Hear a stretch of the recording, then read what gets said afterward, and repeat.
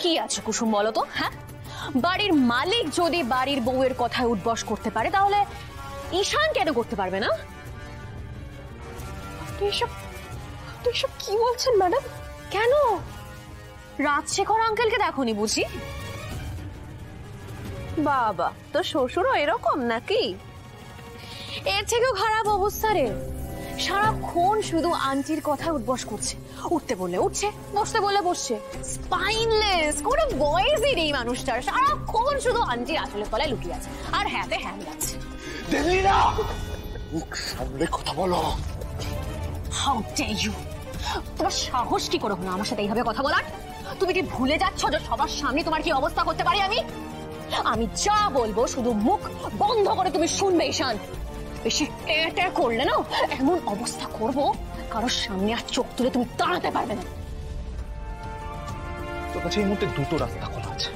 এক, তুই এক্ষুনি অনুশ্রীকে নিয়ে এ বাড়ি থেকে চলে যা, আর কোনোদিনও এ বাড়িতে ফিরেও আসবি না। আর তুই এক্ষুনি এই মেয়েকে এ বাড়ি থেকে পাঠিয়ে দে এবং দেবলীনার সাথে বিয়ে করার জন্য রেডি হ। দেবলীনা ম্যাডাম, এবার এইসব করা বন্ধ করো। কি সমস্যা তোমার কুসুম বলো তো? হ্যাঁ, তোমার বড় সাহেব যখন তোমার দেবীমার পেছন পেছন ঘুরে বেড়ায়, যখন তার ইশারায় চলে, তখন তোমার কোনো প্রবলেম হয় না। আমি যখন আমার উড বি হাজবেন্ড ঈশানকে আমার ইশারায় চলতে বলছি তাতে তোমার প্রবলেম। এটা তো সবে শুরু কুসুম, তুমি ভাবতেও পারছো না আমি আর কি কি করতে চলেছি।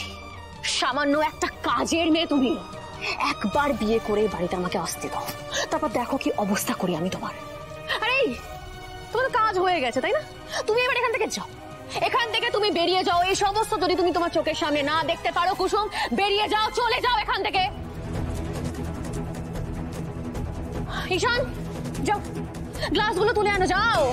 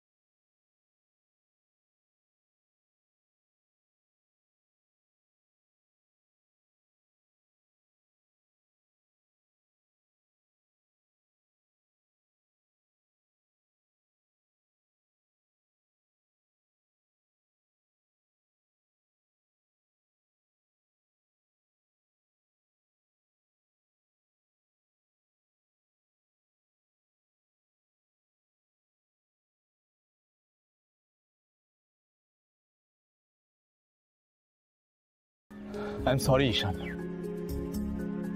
সরি তো আমাকে বলা উচিত রে তোকে, আমি তোর সাথে মিসবিহেভ করেছি। তুই সেদিন ওটা একটা বার্স্ট আউট ছিল তোর। I can understand. তুই বারবার করে মা বাবা বিশেষ করে আমাকে বলেছিলি যে দেবলীনা ভালো মেয়ে নয়, কিন্তু আমি বিশ্বাস করিনি। কিন্তু আজ সেটার প্রমাণ পেয়েছি আমি। কি প্রমাণ পেয়েছিস? সেটা না হয় পরে বলবো। তুই বলতে হবে না, এমনিতেও এখন আর কিছু করার নেই। অনুশ্রী আমাকে ছেড়ে চলে গেছে, আপাতত আমি ভালো থাকার চেষ্টা করছি। আসলে প্রথম ভুলটা আমারই ছিল ঈশান। আমাকে সেই ভুল শুধরানোর একটা সুযোগ দিবি প্লিজ? মানে? আমি তোর জন্য একটা মেয়ে পছন্দ করেছি and she is perfect for you. Please তুই একবার ওর সাথে দেখা কর। না না না না না ভাইদা, এইসব করিস না। আমি এখন কারোর সাথে দেখা করতে পারবো না। আচ্ছা, এই তুই আমাকে বলতি যে আমি তোকে যা বলবো সারা জীবন তুই সেটা শুনবি। শুনি না বুঝি? এখনো শুনতে হবে। আমি তোর দাদা ঈশান, তোকে যার সাথে বলবো তার সাথেই বিয়ে করতে হবে। ঈশান ঈশান ঈশান প্লিজ তুই একবার ওর সাথে একবার দেখাটা কর, দেখা কর। ঈশান সাহেব, এদিকে কিন্তু ছোট সাহেবও আছেন, আপনি নিজেকে সামলান। ও ও আসলে ওই অনুশ্রীকে সামনে দেখতে পেলে নিজেকে নিজেকে কন্ট্রোল করতে পারি না। কিন্তু অনুশ্রী, একটা সমস্যা আছে। আমার ভাই তোমাকে বিয়ে করতে পারবে না বলছে। এই মানে এই তো তুই বললি। কখন বললাম? এই তো একটু আগেই বললি যে ভাইদা তোর পছন্দ করা মেয়েকে আমি বিয়ে করতে পারবো না রে। এই এক মিনিট মানে আমি অনুশ্রীকে বিয়ে করব? তোর পছন্দ অনুশ্রী? আমার তো কিছুই মাথায় ঢুকছে না। মানেটা আমি বুঝিয়ে বলছি। দেবলীনা ম্যাডাম আসলে কেমন মানুষ সেটা ছোট সাহেব জানতে পেরে গেছেন। আপনার ভাইরা নিজের ভুলটা বুঝতে পেরেছেন ঈশান সাহেব। এবার আপনার ভাইরা আর আমরা চাই যে আপনি আর অনুশ্রী খুব ভালো থাকুন। কিন্তু মাকে নিয়ে কোনো চিন্তা নেই ঈশান। মা যদি একবার দেবলীনার আসল রূপটা জানতে পারে তাহলে মা নিজেই আমাদের বাড়ির বউ হিসেবে ওকে কোনোদিনও মেনে নেবে না। আর তারপরে আমরা সবাই মিলে অনুশ্রীর ব্যাপারে মাকে জানাবো। কিন্তু দেবলীনা ম্যাডাম চালাকির সাহায্য নেবে আর নিজের দিকে পুরো পরিস্থিতিটা ঘুরিয়ে নেবে। তখন আমরা কি করব? দেবীমা তো দেবলীনা ম্যাডামকে অনেক বিশ্বাস করেন, ওনাকে ভরসা করেন। আমরা যদি ওনার কাছে যাই তাহলে দেবীমা প্রমাণ চাইবেন যে সম্পর্কটা দেবীমা ঠিক করেছে। সেই সম্পর্কটা ভাঙার কথা আমরা বলবো, কিন্তু দেবীমা তো প্রমাণ চাইবেন।